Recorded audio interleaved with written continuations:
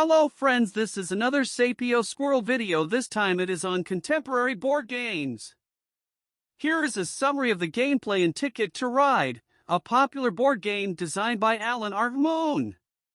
In Ticket to Ride, players take on the roles of railroad barons competing to build the most extensive and efficient rail network across North America. The game combines elements of strategy, resource management, and route optimization. Ticket to Ride is known for its accessible rules, strategic depth, and engaging gameplay. The game has several expansions and versions set in different parts of the world. Each adds its own unique twists and challenges while retaining the core mechanics. Ticket to Ride originally released in 2004 and has been amusing audiences of all ages for these last 15+ years. For 2 to 5 players and lasting about 40 minutes, the game is great for all ages. Even though it is great for kids, don't let that make you think adults will not enjoy it, because they certainly do. In Ticket to Ride, you are a railroad baron with aspirations of building train lines across the entire country.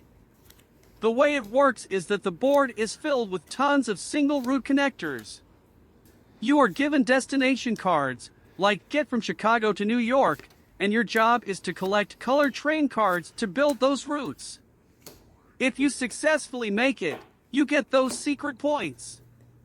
It is very easy to learn how to play, but all the strategies make it a very robust strategy game.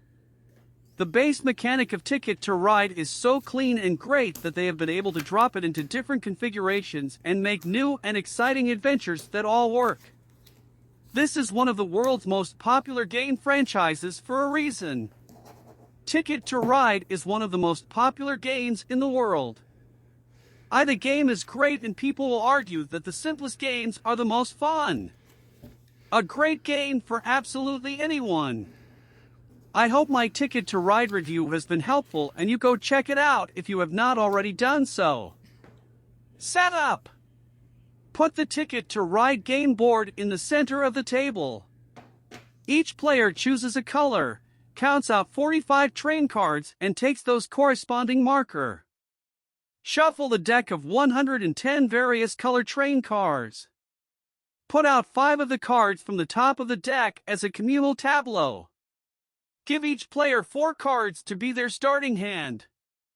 Shuffle the deck of 30 destination cards. Give each player 3 cards to be their main goals. Each player keeps at least 2. Place the remaining cards in a face-down deck next to the game board. The first player is the person who is the most traveled, but you can randomly choose. Each turn a player can do one of 3 things, and then the turn passes to the next player in clockwise order. Gameplay.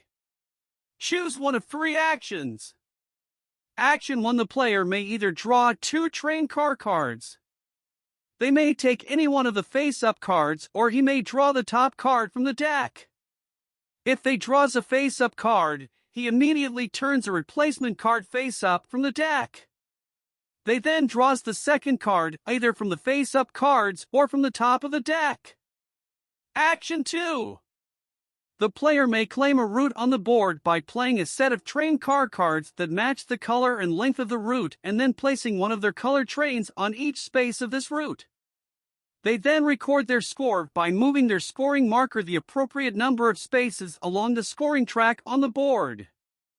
Action 3. Take additional destination cards.